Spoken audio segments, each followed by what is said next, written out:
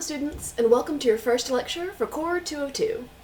So today, we are going to talk about Jean-Jacques Rousseau, a very famous philosopher and novelist, and specifically we're going to focus on one of his most famous pieces, which is called A Discourse on the Origins and Foundations of Inequality Among Men, often known as a Discourse on Inequality, or sometimes even just the Second Discourse.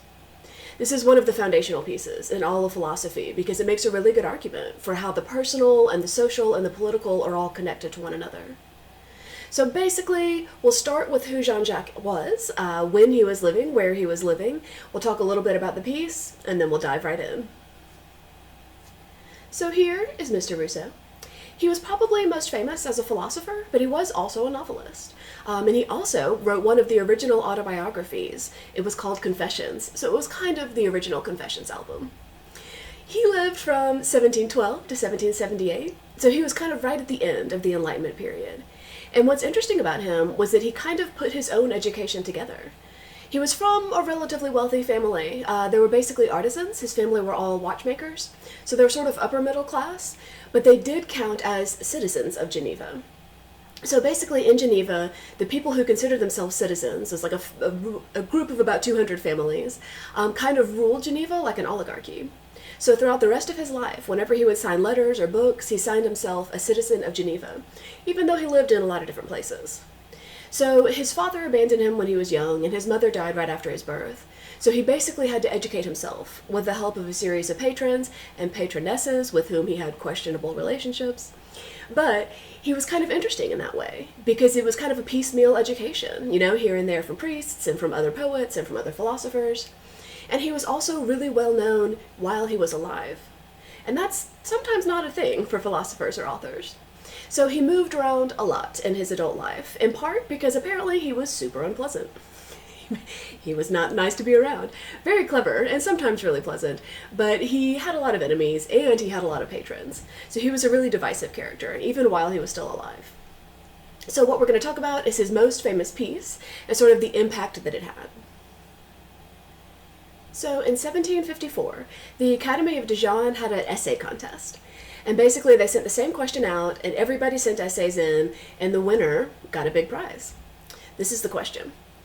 What is the origin of inequality among people, and is it authorized by natural law? So in response, Rousseau wrote this piece, A Discourse on Inequality. Interestingly, he did not win. So basically, when he wrote this piece, it became pretty famous immediately. He didn't win the essay contest, but it was published in 1755, and it became kind of a big hit. So he became a kind of a literary sensation and traveled around talking about it. So it does have a long and more complicated title, but these days most people refer to it as the Second Discourse. And the basic question there is exactly what the essay asked. How did people come to be unequal?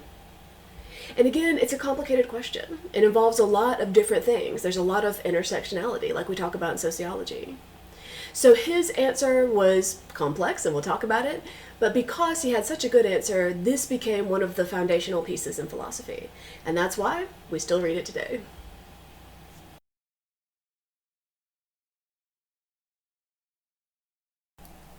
So the first thing Rousseau does is to acknowledge that there is inequality.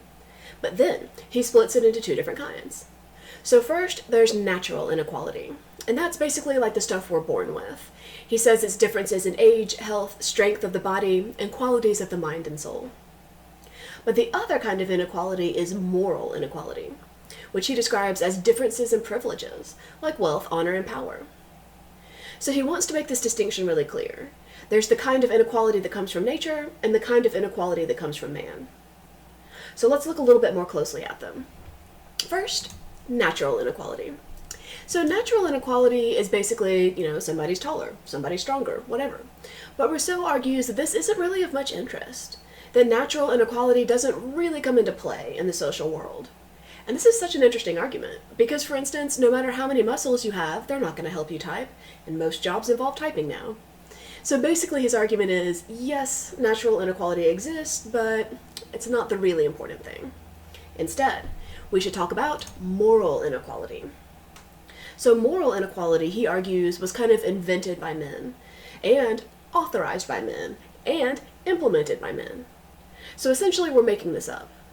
But that doesn't mean it's not important to us. It's very important to us. Because moral inequality contains things like differences in wealth, or nobility, or rank, or personal merit. Essentially, it all comes back down to power.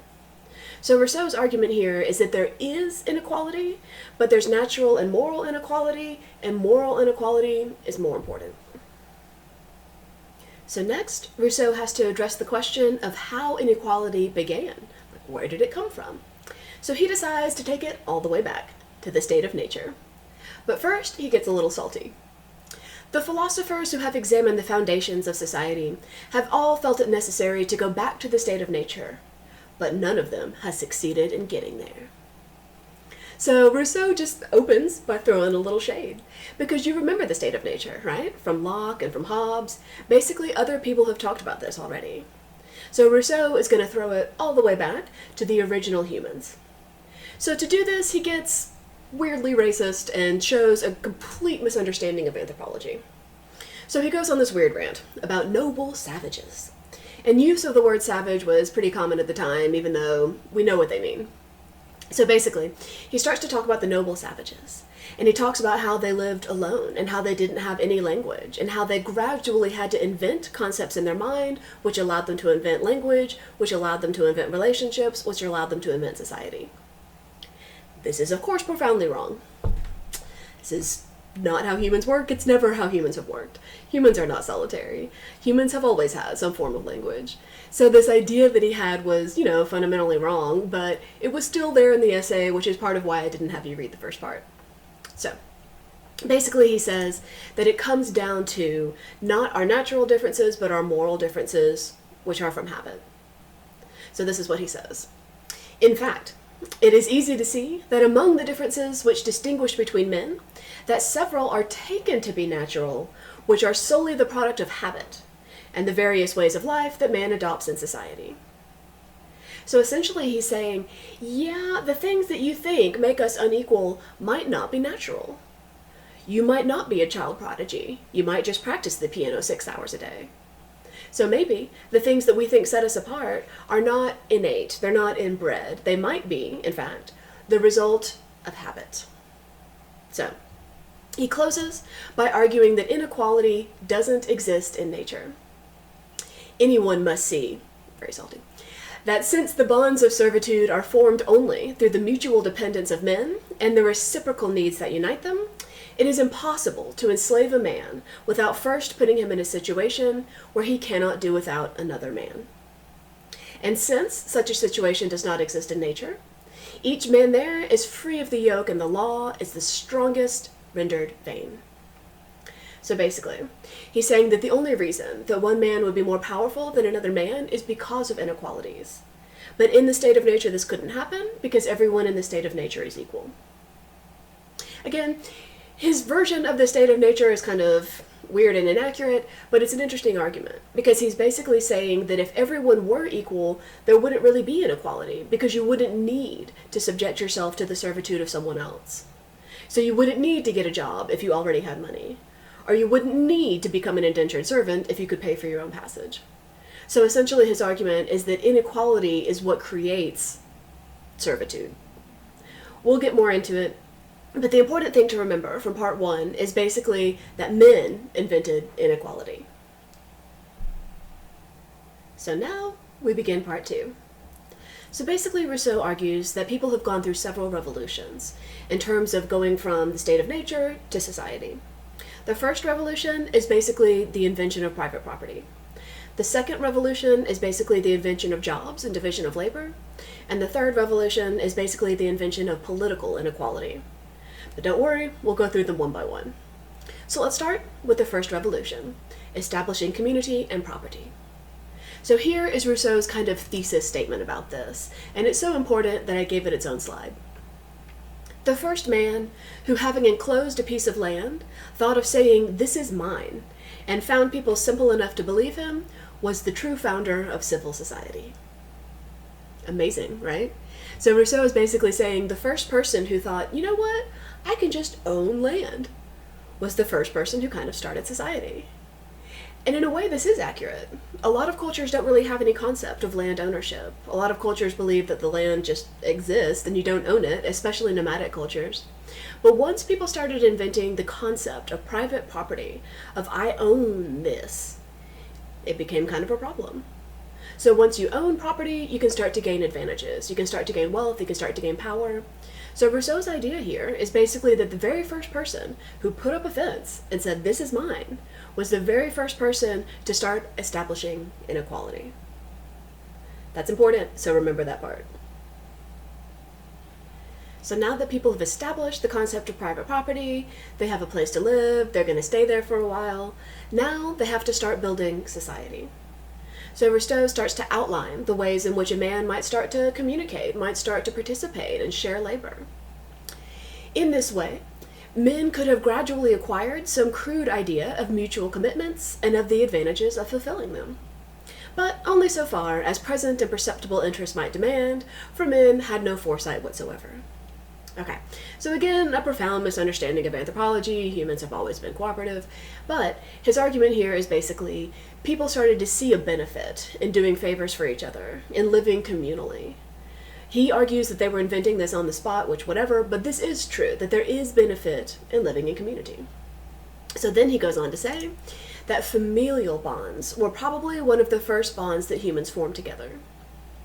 The first movements of the heart were the effects of this new situation, which united in a common dwelling, husbands and wives, fathers and children.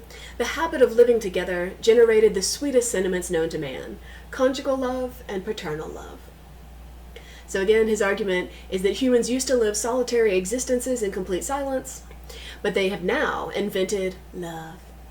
They have invented conjugal love between a man and wife. They have invented familial love between your little nuclear family and your little tiny house. And basically, people are starting to realize the benefits. Once they know the benefits of a family, they move to the benefits of neighbors. A permanent proximity cannot fail to engender in the end some relationships between different families. So basically, by merit of living next door to each other, because you've established private property, you start to build relationships with other people.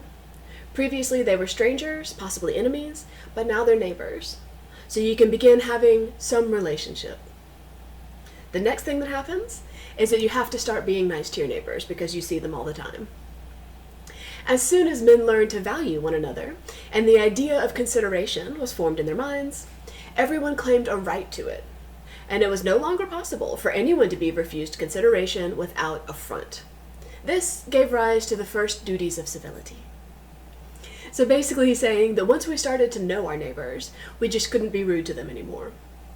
I kind of love this thought. Basically he thinks that previously we were just alone and we didn't have to acknowledge each other, but now that we're living next door to each other, we have to do that like awkward smile that you do with people when you're passing them in the hallway or waiting for your card to process.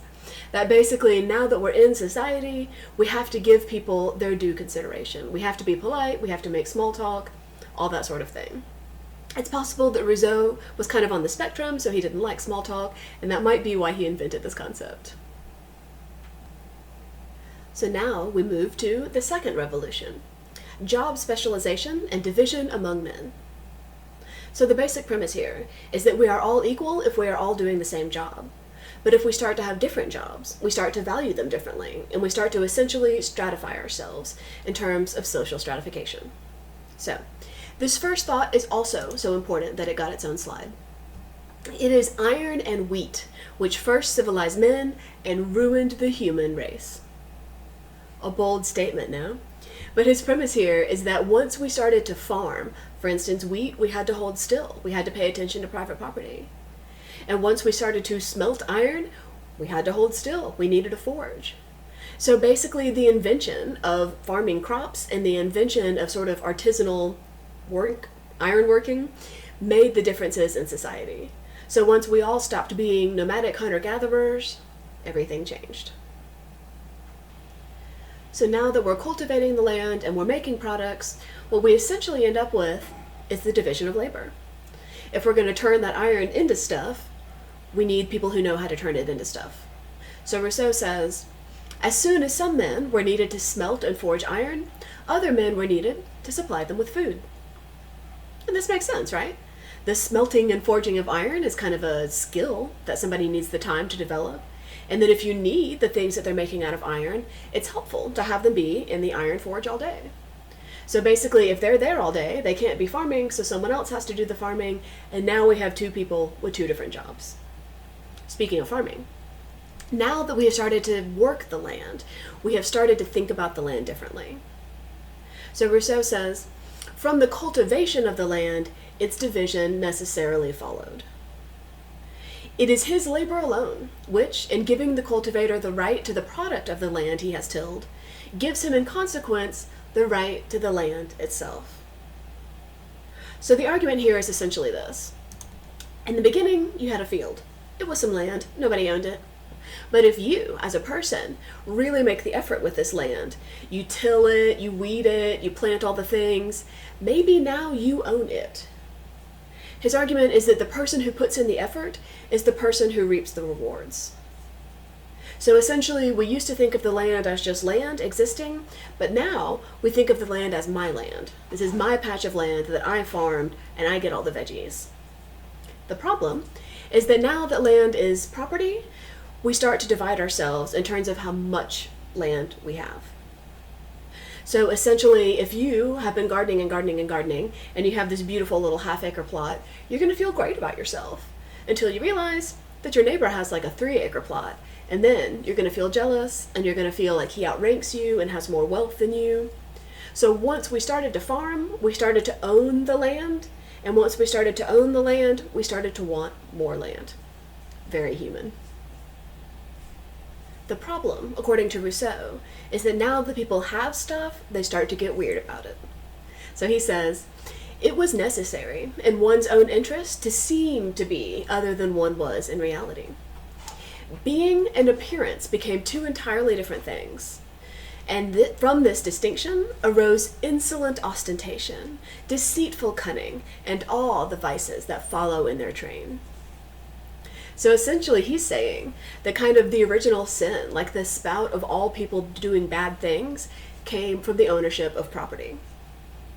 So his argument here is that now that we own property, now that we have social stratification, we start to want to push others down.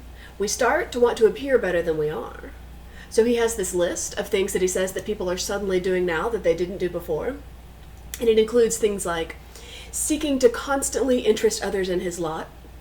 His lot in this case would be like his own personal happenings and interests.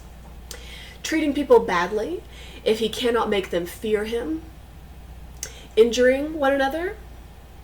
And gaining an advantage at the expense of other people. So in Rousseau's mind, people were basically super nice and really kind and really gentle until they got property. And now they're really shady, and they're the worst, and they're mean to each other. Again, his view of state of nature is kind of questionable. But this is like the primary idea here in regard to the owning of property. All of these evils are the main effects of property and the inseparable consequences of nascent inequality. So again, humans were nice to each other until they had property, and then they realized they were unequal, and then they got mean. That's Rousseau's version. So now Rousseau starts to question whether it was even a good idea to join a society in the first place. He's noticed that we have all this inequality and all these bad people, and maybe we never should have started.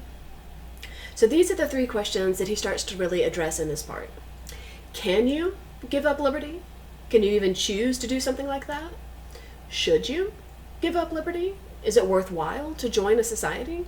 And finally, must you give up liberty? Do you have to if you join a society?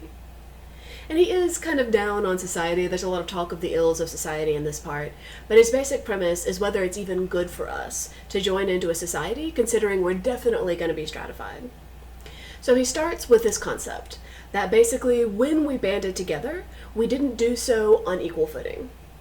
He argues that the most powerful people had this idea that we should band together, but they should be in charge, which is a pretty clever thing to do.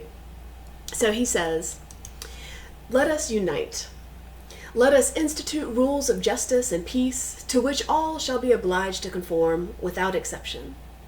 Instead of directing our forces against each other, let us unite them into one supreme power, which shall govern all according to wise laws, and maintain us in everlasting accord. This should sound familiar. A lot of this is similar to what we read last semester, this idea that the social contract means that we all come together, understanding that we will lose some liberty, but we will gain something else, usually protection. So Rousseau says that the wealthy and the powerful came together and made this lovely speech and said, this is what we should all do. We should unite, we should be equal, everything's going to be great. But he says that was a lie.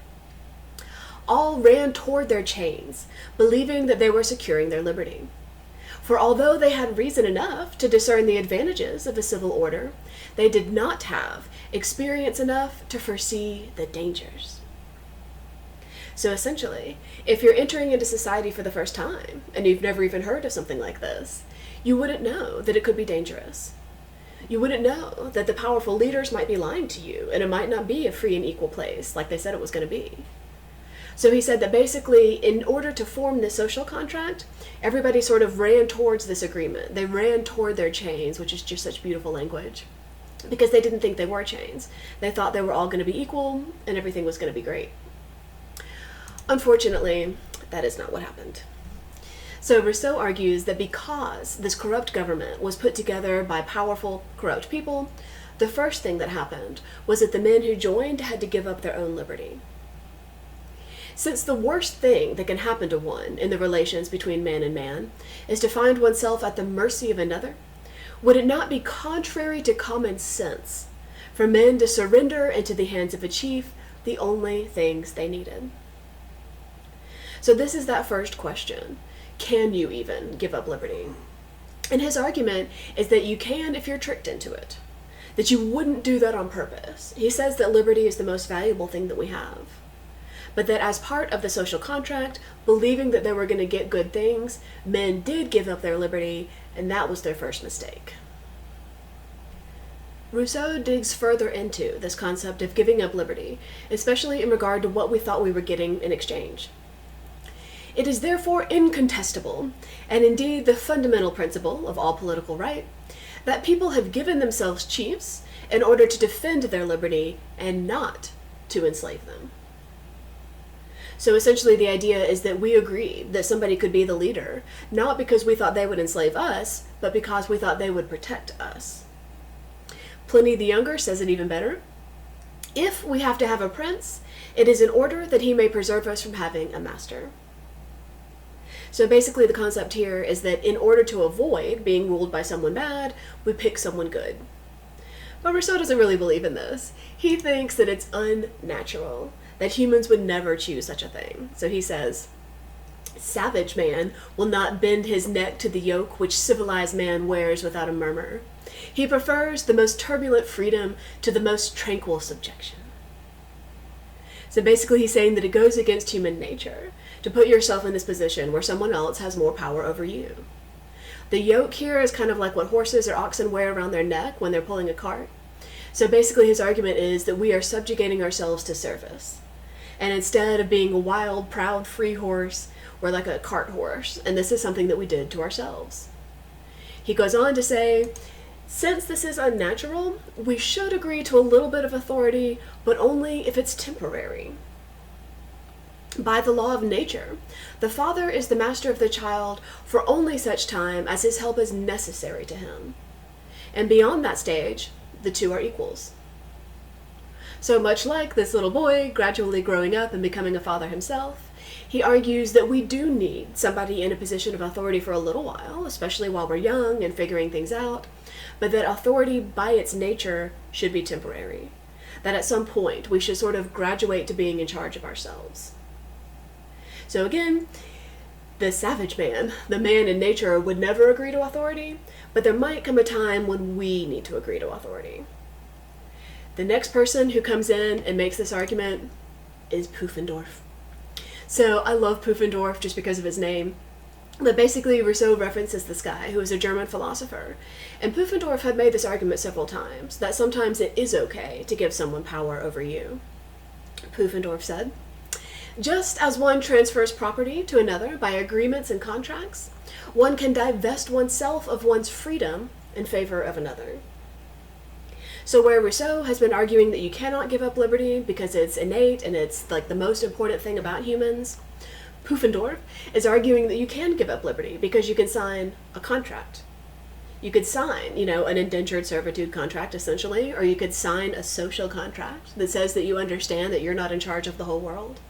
And Pufendorf says that's totally normal, so long as you enter into it with the understanding that it is a contract, essentially, so long as you're consenting. Rousseau disagrees. Rousseau says, by giving up liberty, a man degrades his being. By giving up life, he does his best to annihilate it. And since no temporal goods could compensate for the loss of their life or liberty, it would be an offense against both nature and reason to renounce them at any price whatsoever. So while some people think that you can enter into a social contract, and you might even enter into a slave contract, Rousseau says you can't. That by the very nature of humanity, the most important things we have are our life and our liberty, and we cannot give them up. So his argument is that inequality might be based on limiting liberty, and that that's why inequality is bad. But don't worry, we're going to dig a little further into it. So this brings us to the worst revolution. This is the part where Rousseau starts to argue that this lack of liberty led to inequality, led to more inequality. So his first argument is basically that when we designed a government, when we entered into a social contract, this is what we thought we were getting: a true contract. The establishment of a body politic as a true contract between a people and the chiefs that the people chooses. A contract whereby both parties commit themselves to observe the laws which are stipulated in its articles, and which form the bonds of their union. So he says this is what people thought they were getting: a true social contract. Equality under the law, equal rights and punishments, basically a perfectly reasonable form of government where the people chose their leaders and everything is going to progress smoothly. However, he says that's not what they got. What they got instead was this: the different forms of government owe their origin to the greater or lesser differences which exist between individuals at the moment a government was formed.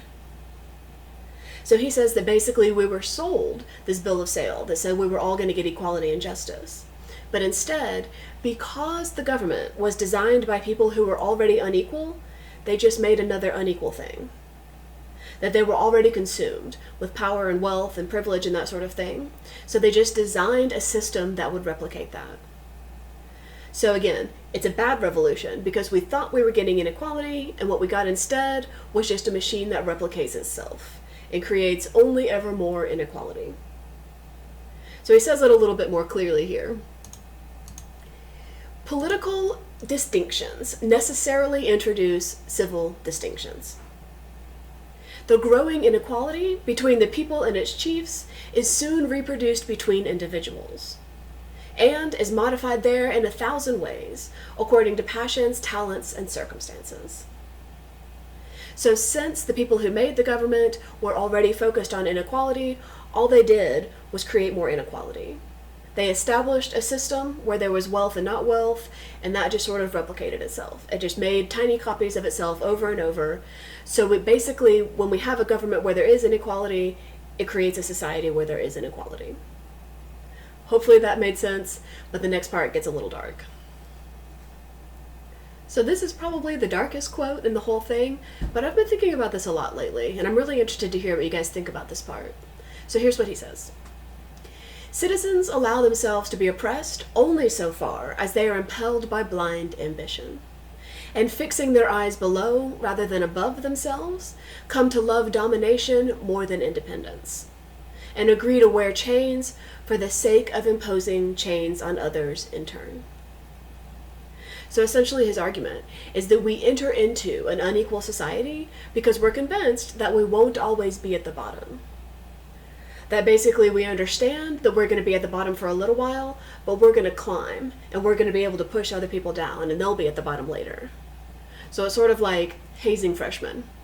You put up with it while you're a freshman because you know that one day you'll be a senior and you'll get to haze the freshmen. So it's not that that's a good thing or something that we should continue to do, but basically his argument is that the only reason people put up with being part of this levels of inequality is because we think there are still people underneath us. This is kind of like the argument that the working class is mad at the poor class. It works. As long as you tell people that the worst people are the people below them, they will continue to believe it. So this is one of the concepts that we'll talk about a lot in class. So now Rousseau circles back to his concept of moral inequality, and he starts to talk about how these moral inequalities, these ones that he listed, are still the most important things to us. That we are still basically obsessed with wealth and power and nobility and merit. That we have built our social institutions so that we can measure ourselves according to those standards. One thing that is interesting is that he notes that if you don't have power or nobility or merit, sometimes you can just substitute money. You can get kind of a good enough substitute. You can just buy your merit or buy your power, which is true. But the next part is very important too, which is why it also got its own slide. Basically, he's arguing that our obsession with these things, our obsession with our moral inequalities, is ruining us. The savage man breathes only peace and freedom. He desires only to live and stay idle. Civil man, on the contrary, being always active, sweating, and restless, torments himself endlessly in search of ever more laborious occupations. He works himself to death. He even runs toward the grave to put himself in shape to live. So again, this is, I think, such gorgeous and powerful language, and it's really dark, but it's true. This is one of the things that we're going to talk about over the course of the semester, how hard we work to live. Whether we are running toward our own graves in an effort to make our lives better, by having 3 jobs, by working 12 hours a day. Like, what are we doing to try to make up for the moral inequalities that he talks about? So he closes with this beautiful kind of thesis statement, which is convenient. It follows from this exposition that inequality, being almost non-existent in the state of nature, derives its force and its growth from the development of our faculties and progress of the human mind. And finally, becomes fixed and legitimate through the institution of property and laws. A pretty good summation. Basically, we were equal in the state of nature, but then we decided to have property, and that made us unequal, and then we decided to have laws, and they made us unequal because they just replicated their original inequality, and now here we are, obsessed with our inequality. Kind of dark, but there's a lot of really good stuff there. And I'm looking forward to talking about it with you. So hopefully you'll have a lot of things to say too, and I'll see you soon.